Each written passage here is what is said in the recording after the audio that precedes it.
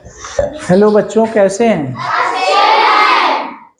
तो हम लोग भारतीय संविधान में मौलिक अधिकार देख रहे हैं। कल हमने 25 से 28 तक देखा अनुच्छेद। ठीक, आज हम देखेंगे अनुच्छेद 29 और 30। अनुच्छेद 29 और 30 क्या है? शिक्षा और संस्कृति। शिक्षा और संस्कृति समझ रहे हैं? जैसे संस्कृति हमारी क्या है, हमारी सभ्यता क्या है, संस्कृति क्या है, शिक्षा का मतलब समझ रहे हैं? शिक्षा जैसे अगर हमें कोई ज्ञान प्राप्त है, जैसे पहले देख रहे थे जो पद्धति थी, चिकित्सा पद्धति थी, मतलब जो डॉक्टर जो वैद्य थे वो औषधि से इलाज करते थे पहले, लेकिन आज धीरे धीरे वो क्या करते हैं, इलाज नहीं कर पाते, वो धीरे धीरे विलुप्त हो गए हैं। क्यों? जैसे मान लीजिए ये कोई पहले के ऋषि मुनि थे, ये जंगल से औषधि से इलाज करते थे, आदमी ठीक हो जाते थे। ठीक, लेकिन इन्होंने अपने जो पूर्वज आए, अपने जो वंशज थे, इनके जो लड़के थे, लड़के के लड़के थे, मतलब अब पीढ़ी दर पीढ़ी ये अपना ज्ञान इनको नहीं दे पाए। इसलिए ये चीजें जो शिक्षा पद्धति थी, जो इनकी चिकित्सा पद्धति थी, चिकित्सा पद्धति थी, वो इन्हीं के साथ विलुप्त हो गई। आज जड़ी बूटी से इलाज करने वाले बहुत कम हैं, नाम मात्र के हैं, है ना? तो अगर इनको शिक्षा दी जाती, अगर ये अपने लड़के को शिक्षा देते, अपने लड़के उनको शिक्षा देते, उनको शिक्षा देते, तो ये शिक्षा के माध्यम से आज भी जिंदा रहता। तो शिक्षा का कितना महत्व है पता है? एक पीढ़ी से दूसरी पीढ़ी तक शिक्षा ही एक ऐसी है, जैसे मान लीजिए अभी हम जो पढ़ा रहे हैं, ठीक, हम रहें ना रहें, लेकिन हमने आप लोगों को पढ़ा दिया, आप लोगों ने किसी दूसरे को पढ़ा दिया, तो ये शिक्षा ट्रांसफर हो रही है कि नहीं? एक से दूसरे जगह जा रही है। तो ये हमारा है, कल्चर है, संस्कृति है। जैसे पहनावा, वेशभूषा, ये सब नहीं है। हमारी संस्कृति अलग है, अलग अलग राज्यों की संस्कृतियां अलग हैं, है ना? तो उसी के बारे में है। ये स्पेशली अल्पसंख्यक के बारे में है। किसके बारे में? अल्पसंख्यक। अल्पसंख्यक क्या होते हैं? अल्पसंख्यकों के बारे में कई बातें हैं। वास्तव में जो अल्पसंख्यक है उसकी कोई परिभाषा नहीं है। समझ रहे हैं कि अल्पसंख्यक किसको कहते हैं? लेकिन ये मान लिया जाता है कि अल्पसंख्यक माने ऐसा समुदाय या ऐसा समूह, मतलब ऐसे लोग, जैसे मान लीजिए ये ऐसे देखिए, ये मान लीजिए यहाँ पर ये एरिया है, इसमें 90% हिंदू है, 90% हिंदू हैं, और 10 मान लीजिए 80% हिंदू हैं, और 15% मुस्लिम हैं, 15% मुस्लिम हैं, और 1.5% बौद्ध हैं। ठीक है? तो ये हिंदू की तुलना में ये मुस्लिम और बौद्ध जो है बहुत कम है। तो इनको हम लोग कहेंगे अल्पसंख्यक। किनको कहेंगे? अल्पसंख्यक। ठीक है? तो अल्पसंख्यक का मतलब ऐसे समुदाय या ऐसे समूह, वो कैसे उनको अलग करेंगे? भाषा और धर्म के आधार पर। किसके आधार पर? भाषा। जैसे मान लीजिए ये इतना एरिया है, इसमें जो है भाषा जो बोली जाती है वो यहाँ पर मान लीजिए हिंदी बोली जाती है। यहाँ पर क्या बोली जाती है? हिंदी। 80% भाग में हिंदी बोली जाती है, और 1.5% भाग में मान लीजिए उर्दू बोली जाती है। ठीक है? 1.5% भाग में उर्दू बोली जाती है, और मान लीजिए 2% भाग में संस्कृत बोली जाती है। तो इनकी संख्या बहुत कम है। या ये भी हो सकता है कि 2% मान लीजिए बौद्ध को मानने वाले हैं, बौद्ध धर्म को मानने वाले हैं, ये तो हो गया है ना, बौद्ध धर्म और मुस्लिम धर्म को मानने वाले। तो इनकी संख्या बहुत कम है। तो इनको भी अगर हम स्वतंत्रता नहीं देंगे तो धीरे धीरे इनकी संख्या घटती जाएगी। घटती जाएगी, धीरे धीरे ये विलुप्त हो जाएंगे। तो भारत हमारा ऐसा है कि वो सभी धर्मों का आदर करता है, सभी भाषाओं का आदर करता है, सबका संरक्षण करता है। तो संविधान में इस तरह की व्यवस्था दी गई है कि अगर भारत में किसी एरिया में, किसी क्षेत्र में या किसी राज्य में ऐसे लोग हैं जिनका धर्म अलग है या उनकी भाषा अलग है, तो उनके लिए भी व्यवस्था की गई है। बात समझ में आ रही है?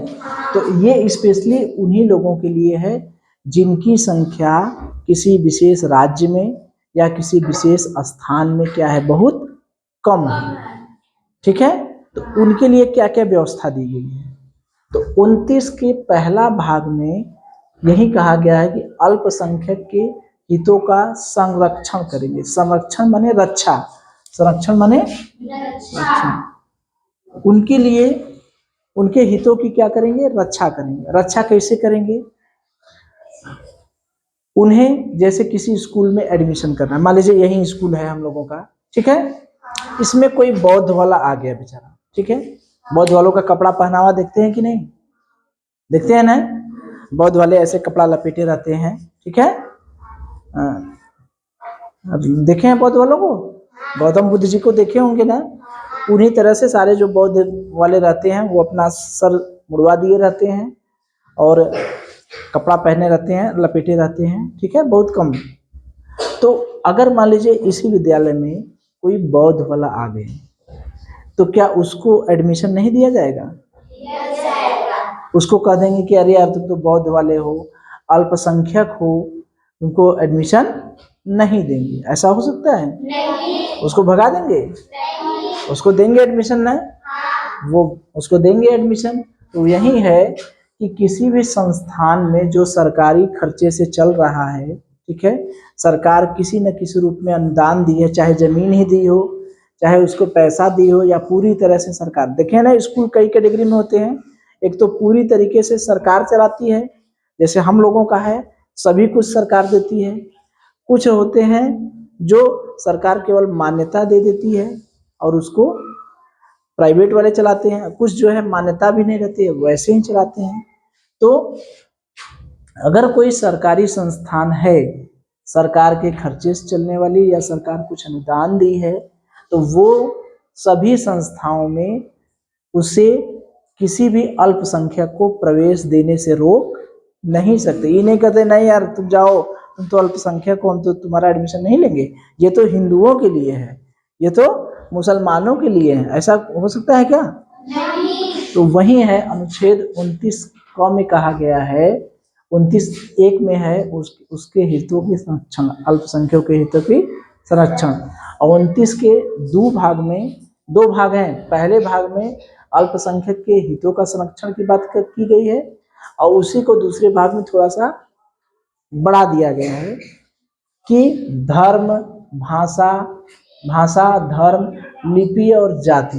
ये भाषा समझ रहे हैं ना, भाषाएं जैसे सबकी अलग अलग होती है, सबके धर्म अलग होते हैं। लिपि मतलब समझ रहे हैं? लिपि माने लिखने का तरीका। जैसे हिंदू लोग सीधे लिखते हैं हम लोग, वहीं मुस्लिम लोग उर्दू में कैसे लिखते हैं? उल्टे लिखते हैं, देखते हैं ना, हम लोग ऐसे लिखेंगे, वो लोग ऐसे लिखेंगे, दाएं से बाएं लिखेंगे, वो लोग ऐसे लिखेंगे, देखते हैं ना। खुशबू है ना, उर्दू में पढ़ती है ना मदरसा में, तो वो उल्टे लिखते हैं। तो उनकी जो लिखने की लिपि है, उसके आधार पर भी उसको नहीं कहेंगे कि अरे यार तुम तो उल्टे लिखते हो। ये सीधे लिखने वालों का स्कूल है, कि उसको सीधे लिखने वालों का स्कूल है, नहीं पढ़ने देंगे। तो उसको लिपि के आधार पर भी, लिखने के तरीके के आधार पर भी नहीं, अलग जाति के आधार पर भी, जाति पर के आधार पर भी नहीं कहते तुम फला जाति को, तुम ये जाति को कह देंगे क्या? तो किसी भी तरीके से उसको एडमिशन में भेदभाव नहीं करेंगे, विशेषकर अल्पसंख्यक की बात है। वैसे तो ये सब चीजें तो हर पहले भी कही गई हैं, लेकिन पहले कही गई है इसमें जो 29(1) और 29(2) है, वो स्पेशल किसके लिए है? अल्पसंख्यक के लिए है। तो अल्पसंख्यक के हितों का संरक्षण करेंगे, और अल्पसंख्यक को किसी भी सरकारी खर्चे से चलने वाले संस्थान में उसको एडमिशन से रोक नहीं सकते। ठीक है, अनुच्छेद 30 में क्या कहा गया है कि अल्पसंख्यक, ऐसे मान लीजिए जैसे दिक्कत नहीं होगा। अच्छा सोचिए, मान लीजिए कोई बौद्ध वाला आ गया, ठीक है, या जैन वाले तो कपड़े ही नहीं पहनते हैं, ठीक है, बात समझ में आ रही है। अलग अलग धर्मों का वेशभूषा, कोई लुंगी पहन के जाते हैं, साउथ वाले लुंगी पहनते हैं, देखते हैं ना। तो अगर मान लीजिए कोई ऐसा व्यक्ति, ऐसा बच्चा आ गया एडमिशन करने, जिसका पहनावा अलग है, वेशभूषा अलग है, वो बेचारा बैठ, एडमिशन तो हम लोग ले लिए, ठीक, लेकिन सब लोग हम पढ़ाएंगे इधर और सब लोग ताकेंगे उधर, ये हाथ दिखा उसका कपड़वा, हाथ दिखा उसका कपड़वा, रहेंगे ना ना। हम जब तक इधर ताक रहे हैं तब तक सब लोग इधर देख रहे हैं, जैसे हम इधर मुड़े सब लोग पीछे से उसको देखने लगे। कोई उसको सब ध्यान से देखेंगे, कहेंगे कुछ नहीं, लेकिन उसको ध्यान से देखेंगे, चर्चा पर चर्चा उसके बारे में करेंगे, तो धीरे धीरे उस बेचारों को लगेगा कि यार तो हमारा एरिया नहीं लग रहा है, हमको तो लग रहा है कि हम जैसे दूसरे ग्रह पे चले आए हैं। उसको बड़ा अटपटा लगेगा, लगेगा ना। जैसे हम ही लोग ऐसे जगह चले जाएं जहाँ पर अंग्रेजी बोलने वाले हैं, सब लोग यहाँ गुरुजी अंग्रेजी में पिटी पिटी पिटी पिटी बोल रहे हैं, और वहां पर बैठने वाले सब बच्चे अंग्रेजी में पिटी पिटी बोल रहे हैं, ठीक है। एक बच्चा जो है जिसको अंग्रेजी अइबा नहीं करता, तो वो तो बैठ के ताकेगा, वो सब अंग्रेजी में आपस में बात करेंगे, वो सबका मुंह ताकेगा, तो उसको धीरे धीरे लगेगा कि यार हम कहाँ आ गए हैं। धीरे से वो वहां से खिसकने का प्रयास करेगा, नहीं खसकेगा क्या, खसक जाएगा ना, खसक जाएगा मतलब चल जाएगा। तो अगर वो निकल गया तो उसकी शिक्षा दिशा तब तो घबरा जाएगी, वो बेचारा कहाँ पढ़ेगा, उसको पढ़ने के लिए कहीं चाहिए। अरे दूसरे जगह मान लीजिए उसको दिक्कत हो रही है, उसको एडजस्ट करने में अनकंफर्टेबल लग रहा है कि उसको वो मतलब एडजस्ट नहीं कर पा रहा है, उसको हीन भावना हो रही है, तो वो धीरे धीरे वहां से कटने लगेगा, नहीं है। जैसे हम ही लोग जिस बच्चे को नहीं आता है वो सबसे पीछे और सबसे कोने में बैठता है कि गुरुजी दिखाई न दे, ठीक है। प्रश्न पूछते हैं, जब ये हुआ कि अब टेस्ट होगा, ठीक है, वो कहेंगे कि परसों टेस्ट लेंगे, तो उस दिन आइबा नहीं करता है कि जाएंगे लिखेंगे, नहीं आएगा तो बेइज्जती होगी, होता है ना ऐसा। जब पूछने की बात आएगी तो नंबर 1 के बहाने से धीरे से निकल जाता है बाहर, कि अब तो पूछाई का काम हो, हम कहेंगे कि हम 2 बजे से पूछेंगे, तो 2 बजे से पहले गुरुजी नंबर 1, गुरुजी नंबर 2, ऐसा होता है ना। तो जो अल्पसंख्यक वाले बच्चे हैं उनके लिए ये हुआ कि वो लोग सब हम लोगों के साथ एडजस्ट नहीं कर पाते, दूसरे बच्चों के साथ एडजस्ट नहीं कर पाते, या दूसरे लोगों के साथ एडजस्ट नहीं, बड़े बड़े लोग हैं उनको भी लगेगा, बच्चे की बात नहीं है, जो बड़े लोग हैं वो भी नहीं रह पाएंगे, उनको भी थोड़ा अलग लगेगा। तो उनके लिए ये है कि अल्पसंख्यक लोग अपना संस्थान खोल सकते हैं, संस्थान माने स्कूल, वो खोल सकते हैं, उसमें अल्पसंख्यक ही पढ़ेंगे। तो अल्पसंख्यक पढ़ेंगे तो दूसरे बच्चों को वो भी नहीं आने देंगे, नियम तो वहां भी काम करेगा वही, कि नहीं करेगा, करेगा ना। तो दूसरे बच्चे जाएंगे तो अब उनका एरिया है, अब उसमें सब वो लोग हैं, एक बेचारा पहुंच गया तो वो भी वहां से खिसकेगा, उसके लिए तो स्कूल है भैया है, लेकिन वो जाएंगे तो जो भी नियम कानून है अल्पसंख्यक के लिए, लेकिन उसमें दूसरे बच्चों के प्रवेश से रोक नहीं सकती। बात समझ में आ रही है। तो सभी लोग अल्पसंख्यक वाले इसमें पढ़ेंगे, सब एक जैसे रहेंगे, तो उनको भी मजा आएगा, नहीं मजा आएगा, उनको लगेगा कि सब हमारी बिरादरी वाले हैं, सब मतलब हमारे जैसे हैं। उसमें एक ठो दूसरा व्यक्ति पहुंच जाएगा तो बल्कि उसको अटपटा लगेगा। तो ये 30(1) में यही कहा गया है कि अल्पसंख्यक लोग अपने स्कूल कॉलेज खोल सकते हैं, उसका प्रशासन कर सकते हैं, मतलब उसमें टीचर जो रख रखाव व्यवस्था ये सब है नहीं, वो सब रख सकते हैं। उसके लिए पैसा कौन देगा, सरकार पैसा देगी। अरे पैसा देने में सरकार भेदभाव नहीं करेगी कि नहीं नहीं अल्पसंख्यक है इसको कम पैसा देंगे, वो बहुसंख्यक है उसको ज़्यादा पैसा, ऐसा नहीं, वो सबको समान पैसा देगी, पैसा देने में भेदभाव नहीं करेगी, ठीक है। तो इसका मतलब क्या हुआ कि अल्पसंख्यक वाले स्कूल खोल सकते हैं, वो लोग एक जगह पढ़ सकते हैं, इसको उनके स्कूल में दूसरे बच्चे का एडमिशन हो जाएगा कि नहीं, हो जाएगा। किसी को एडमिशन के प्रवेश के लिए नहीं रोक सकते, वंचित नहीं कर सकते। लेकिन चूंकि अल्पसंख्यक वाले हैं तो सब लोग वहीं पढ़ेंगे। जैसे खुशबू थी ना, वो मदरसा में गई थी ना, मदरसा में सब लोग उर्दू पढ़ने वाले थे, तो वहाँ उसको कोई दिक्कत नहीं है। लेकिन अभी आप लोग चले जाएंगे तो वहाँ सब उर्दू में ए बे अली बे ते बे करेंगे, तो ये क्या कर रहे हैं, ये सब कुछ समझ में नहीं आएगा। तो वो कहेंगे नहीं हम तो अपना स्कूल में पढ़ेंगे, ठीक है, तो उसको एडमिशन से वहां भी देंगे, लेकिन वहां उसको अनकंफर्टेबल लगेगा, वहां से वो चला आएगा। तो यही है कि अल्पसंख्यक वाले स्कूल कॉलेज भी खोल सकते हैं, उसका प्रशासन भी कर सकते हैं। उसके लिए खर्चा कौन देगी? सरकार। और खर्चा देने में सरकार कहीं भेदभाव नहीं करेगी, क्योंकि ये संविधान के नियम कानून तो सब पर लागू हैं। तो ये दोनों समझ में आया कि ये 29 और 30 दोनों स्पेशली किसके लिए हैं? अल्पसंख्यक के लिए, ठीक है। और एक चीज देखिए, जैसे मदरसा में मुस्लिम लोगों की पढ़ाई होती है, संस्कृत में सभी संस्कृत बोलने वाले हैं, संस्कृत के स्कूल में चले जाएंगे, जैसे संपूर्णानंद संस्कृत विश्वविद्यालय है ना, कहाँ? बनारस में, ठीक है। इसी तरह से और भी स्कूल कॉलेज हैं जिसमें संस्कृत में पढ़ाई होती है, उसमें अगर संस्कृत नहीं आएगा तो आप कुछ नहीं कर पाएंगे। अब समझ में आ रही है? तो अब देखिए, ये तो 30(1) की बात हो गई। अब 30(1) के ए में जो संपत्ति का अधिकार था, पहले 30 वाले में ये संपत्ति का अधिकार था, याद है संपत्ति का अधिकार? हम लोग पहले भी पढ़ चुके हैं। 19 के 6वें में जब जाएंगे, अपनी बात सभा करेंगे, बोलेंगे, सभा करेंगे, तो 6वें में जब कहीं घूमने जाएंगे तो वहां पर रह निवास करने लगेंगे, तो वहां पर भी संपत्ति खरीदेंगे। यहाँ भी संपत्ति आई थी, याद है? और संपत्ति का जो अधिकार था उसे 44वें संविधान संशोधन द्वारा मोरारजी देसाई, कौन? मोरारजी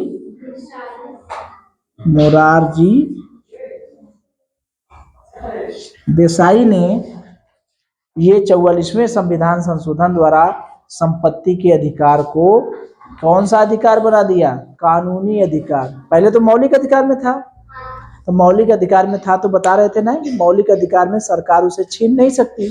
तो रेल की पटरी बिछाने में, सड़क बनाने में, ये सब में दिक्कत आ रही थी ना, सड़क के किनारे किसी की जमीन पड़ जा रही थी, वो नहीं दे रहा था, तो इसको संपत्ति से के अधिकार से हटाकर किसमें बना दिए? कानूनी अधिकार। तो कानूनी अधिकार जब बना दिए तो इसमें वो सरकार जमीन ले सकती है। किसमें भेज दिए? 300 कौम। तो ये पहले था, क्योंकि जो हमारा 12 से लेके अनुच्छेद 12 से लेके 35 तक है, ये यही मौलिक अधिकार है ना, ये मौलिक अधिकार है। तो 30 तो इसी के बीच में पड़ेगा। तो 30 को अगर हम मौलिक अधिकार बना देंगे तो ये तो इसी में चला आया। तो पहले 30 में था संपत्ति का अधिकार, ठीक है, लेकिन इसको भेज दिए 300 क में, इसको हटा के भेज दिए, ये इसलिए इसकी जिक्र हो रहा है खाली, लेकिन ये मौलिक अधिकार में नहीं है, ये कानूनी अधिकार में चला गया है। कहाँ चला गया है? 300 क में। अगर आपसे पूछा जाता है संपत्ति के अधिकार में कौन सा संशोधन किया गया? 44वां। किस सन में? 1978 में। फिर उसे कौन सा अधिकार बना दिया गया? कानूनी अधिकार। किस अनुच्छेद में भेज दिया गया? अनुच्छेद 300 क में, ठीक है। अब अनुच्छेद 30 का दूसरा भाग क्या है?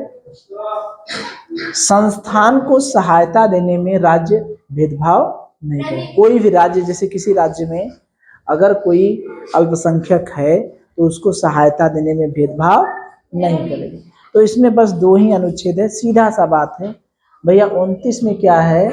अल्पसंख्यक के, पहला में अल्पसंख्यक के हितों की रक्षा कैसे करेंगे। दूसरे में वही कहा है कि किसी भी सरकारी खर्चे से चलने वाले संस्थान में उसको प्रवेश देने से रोक नहीं सकते। 30 में क्या कहा है? वो सरकार वो अल्पसंख्यक संस्थान खोल सकती है, उसका प्रशासन कर सकती है, और सरकार उसके 2 में क्या किया है? उसको खर्चा देने में भेदभाव नहीं करेगी। और जो 30(1) का जो ए पार्ट है, यही पहले संपत्ति का अधिकार था, जिसे हटा दिया गया है, हटा करके उसे कानूनी अधिकार बना दिया। ठीक है, इतनी बातें क्लियर है? तो कुछ इसका प्रीव्यू देख लें। जैसे पहले, जैसे अल्पसंख्यक की चर्चा हुई कहाँ से, अल्पसंख्यक की चर्चा हुई कहाँ से, क्यों अल्पसंख्यक में इतना ध्यान देने दिया? क्योंकि जब द्वितीय विश्व युद्ध चल रहा था 1939 से 1945 के बीच द्वितीय विश्व युद्ध चला, पूरे देश में युद्ध छिड़ा था, ठीक है। तो 3 देश लड़ रहे थे। तो जब द्वितीय विश्व युद्ध चल रहा था, ठीक है, द्वितीय विश्व युद्ध, तो उस समय यूरोप में यहूदी धर्म वाले की संख्या बड़ा कम था। इसकी संख्या बहुत कम था। यूरोप महाद्वीप समझ रहे हैं ना, एशिया महाद्वीप, यूरोप महाद्वीप, अफ्रीका महाद्वीप, ऑस्ट्रेलिया महाद्वीप और उत्तरी अमेरिका, दक्षिणी अमेरिका और अंटार्कटिका, ठीक। तो यूरोप में यहूदी धर्म वाले थे, उनकी संख्या बड़ा कम था, तो उस पर बड़ा अत्याचार कर रहे थे, ठीक है, उस पर बहुत अत्याचार हो रहा था। उस समय शासक था हिटलर। हिटलर का नाम सुने हैं? हिटलर का चेहरा देखे हैं? जब नन्ही सी मोछ रहता है, छोटा सा मोछ रहता है, कार्टून की तरह, कहते हैं बहुत हिटलर बाजी मत करा, सुनते हैं ना? तो हिटलर बड़ा तानाशाह था, बड़ा दुष्ट था, ठीक है, छोटा सा मोछ रहता है, छड़ी उड़ी लिए रहता है हिटलर, कहते हैं हिटलर मत बना, बार बार सुनते हैं ना? तो वही हिटलर था जो यहूदी पर बड़ा अत्याचार कर रहा था। कब? द्वितीय विश्व युद्ध के समय। जब द्वितीय विश्व युद्ध समाप्त हुआ तो यूएनओ मतलब संयुक्त राष्ट्र संघ, ठीक है, संयुक्त राष्ट्र संघ एक कानून बनाया, एक अधिनियम बनाया। उस अधिनियम के तहत ये बताया कि जो अल्पसंख्यक लोग हैं, एक घोषणा पत्र बनाया, ठीक है, अल्पसंख्यक लोग हैं वो उनके हितों की रक्षा करना जरूरी है। संयुक्त राष्ट्र संघ जानते हैं क्या होता है? कई देश मिल करके आपस में एक संघ बनाए हैं कि कहीं देश में कोई गड़बड़ी न कर दे, कोई गलत करेगा तो उसको संयुक्त राष्ट्र संघ वाले रोकेंगे कि भैया तुम गड़बड़ करोगे तो हम तुमको सब कुछ नहीं देंगे। जैसे समझ रहे हैं? जैसे मान लीजिए पाकिस्तान कहा कि हम इंडिया पर परमाणु बम छोड़ेंगे, तो उसको वो मना करेगा कि तुम मत छोड़ो। अगर छोड़ने के लिए जिद कर रहे छोड़ देंगे तो उसको कोई देश से कोई चीजें नहीं देंगे, इसलिए कि सारी चीज तो पाकिस्तान में मिलती नहीं। बात समझ में आ रही है? तो इसीलिए इसकी बात माननी पड़ती है संयुक्त राष्ट्र संघ की, तो अपने मन से काम नहीं कर सकते। तो इसी के लिए अल्पसंख्यकों के लिए संयुक्त राष्ट्र संघ ने क्या बनाया था? एक घोषणा पत्र बनाया था, ठीक है। तो अल्पसंख्यक की बात यहीं से आ रही है। तो इतनी चीजें समझ में आ गई। अब इस पे प्रश्न पूछा जाए? चलिए मुझे ये बताइए कि अल्पसंख्यकों के हितों की संरक्षण की बात किस अनुच्छेद में कही गई है? ठीक, क्या अच्छा ये बताइए कि किसी अल्पसंख्यक को हम किसी धर्म जाति के आधार पर संस्थान में प्रवेश नहीं करने देंगे? किस अनुच्छेद के तहत? 29। वेरी गुड, बहुत अच्छे। मुझे ये बताइए कि अल्पसंख्यक लोग अपना स्कूल खोल सकते हैं, ठीक है, प्रशासन भी कर सकते हैं, सरकार उसके लिए खर्चा भी देगी। किस अनुच्छेद में कहा गया है? अनुच्छेद 30। Very good. संपत्ति के अधिकार को किस संशोधन द्वारा कानूनी अधिकार बना दिया गया है? फिर ठीक है 1978। फिर उसे किस अनुच्छेद में भेज दिया गया है? 300 को। बहुत अच्छे। 30 के में कोई भी राज्य जो है संस्थान खोलने में भेदभाव नहीं कर सकता, ये किस अनुच्छेद में कहा गया है? अनुच्छेद 30। बहुत अच्छे, ठीक है, समझ गए? चलिए।